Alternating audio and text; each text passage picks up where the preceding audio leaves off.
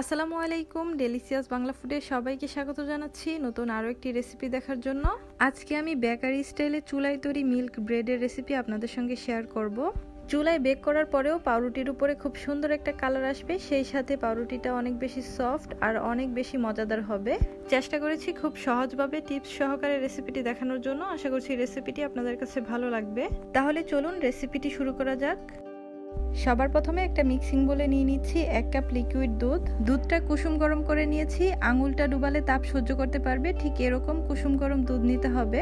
এবার এখানে 1 চামচ ইস্ট আর স্বাদ মতো লবণ দিয়ে দিচ্ছি। চিনি দিয়ে দিচ্ছি 2 টেবিল চামচ। চিনির পরিমাণটা আপনারা আপনাদের টেস্ট অনুযায়ী বাড়িয়ে অথবা কমিয়ে দিবেন। এবার এই উপকরণগুলো সামান্য মিশিয়ে নিয়ে এর মধ্যে দিয়ে দিচ্ছি 2 কাপ ময়দা।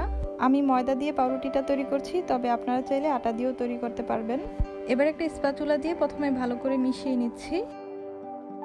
মিশিয়ে নেওয়া হয়ে গেলে এবার এখানে দিয়ে দিচ্ছি 3 টেবিল চামচ রান্না করার রেগুলার তেলটা আপনারা চাইলে আগেও দিতে পারেন, তবে এই পর্যায়ে দিলে ডোটা মাখাতে সুবিধা হয়। এবার খুব ভালো করে মথে নিতে হবে যতক্ষণে স্মুথ একটা ডো তৈরি হচ্ছে।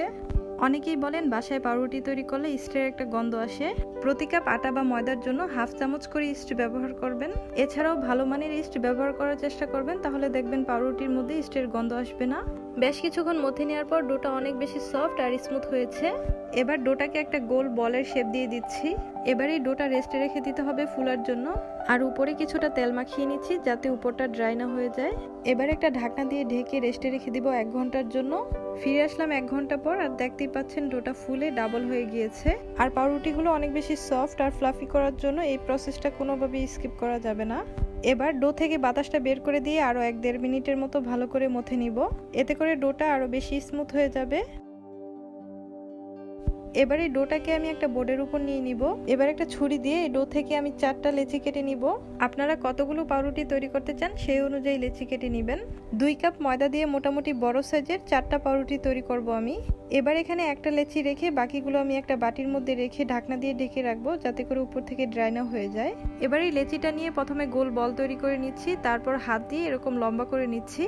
তো লম্বা করে তৈরি করে নেওয়ার জন্য প্রথমে আমি কিছুটা ময়দাও ছিটিয়ে দিয়েছিলাম, যেহেতু হাতে লেগে লেগে আসছিল। এবার এটাকে আমি আবার 3 ভাগে ভাগ করে নিচ্ছি।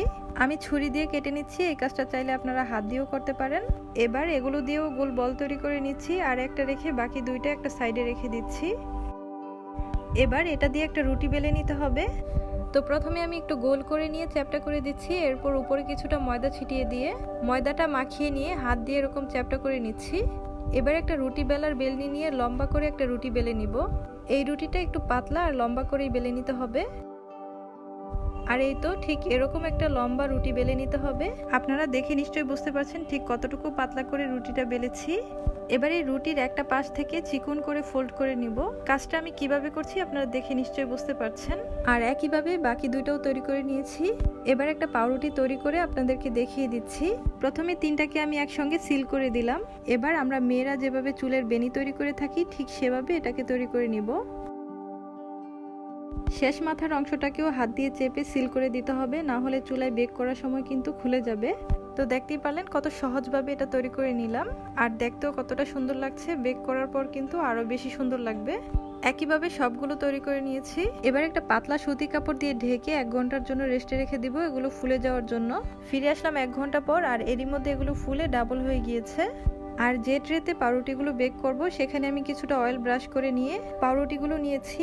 এবার পাউরুটির উপরে খুব সুন্দর একটা কালার আনার জন্য 1 টেবিল চামচ দুধ আর একটা ডিমের কুসুম একসঙ্গে মিশিয়ে ব্রাশ করে নিচ্ছি। যেহেতু চুলায় বেক করব, সুন্দর একটা কালার আনার জন্য অবশ্যই দিতে হবে। আপনারা চাইলে এখানে শুধু ডিমের কুসুম অথবা শুধু দুধ ব্রাশ করে দিতে পারেন, এতেও কিন্তু কালার আসবে।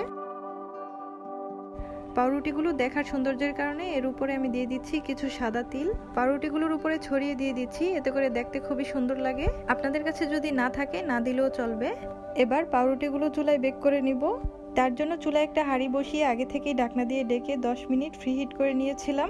এরপর 2টা লেখালেখির কাগজ বিছিয়ে এর উপর একটা স্ট্যান্ড বসিয়ে দিয়েছি। তারপর পাউরুটির ট্রেটা বসিয়ে দিয়েছি।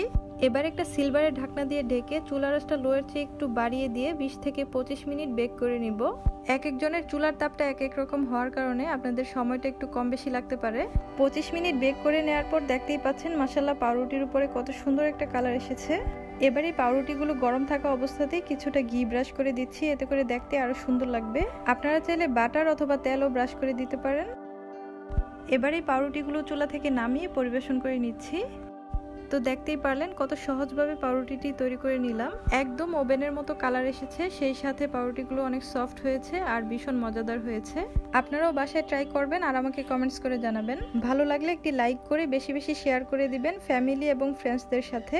চ্যানেলে নতুন হয়ে থাকলে চ্যানেলটি সাবস্ক্রাইব করে বেল বাটনটি অন করে রাখবেন প্রতিদিন নিত্য নতুন রেসিপি পাওয়ার জন্য। তাহলে আজকে এখানেই বিদায় নিচ্ছি। আল্লাহ হাফেজ।